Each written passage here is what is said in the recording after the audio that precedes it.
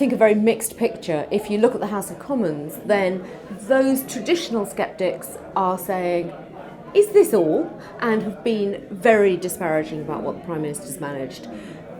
Pro-Europeans like Ken Clarke have been pretty positive. And in between, I think there's a recognition that the Prime Minister has made progress in the negotiations. They don't go quite far enough yet, but people are still willing to give him the benefit of the doubt. And in the Lords, probably a fairer hearing again.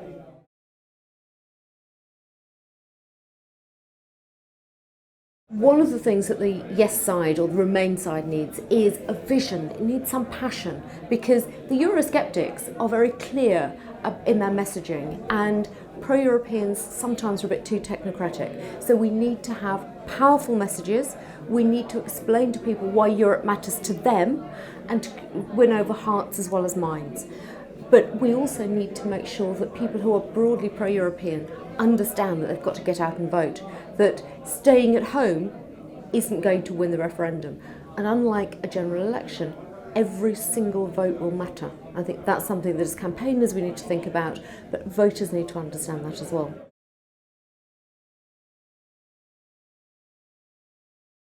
The big organisation is clearly Britain Stronger in Europe, which built on activity that had been undertaken by David Sainsbury, Lord Sainsbury, and is now being fronted by Stuart Rose, formerly of Marks and Spencer's.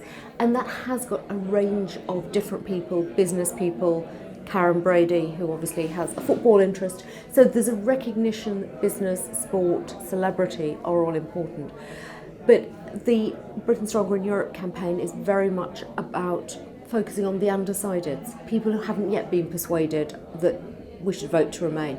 So other pro-Europeans really have got to be going out and consolidating the votes of people who are broadly pro-European but aren't necessarily going to turn out on the day.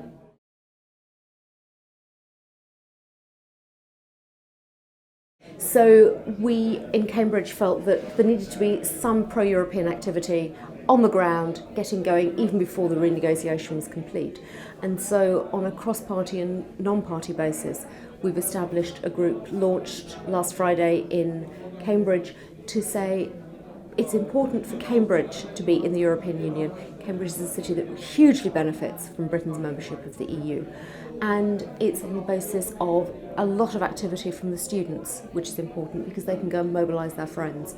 But very much Labour, Conservative, Liberal Democrat, Greens, former diplomats, academics. You don't have to have been involved in politics before, but it's about explaining to people why Europe matters, and we'll be doing lots of campaigning.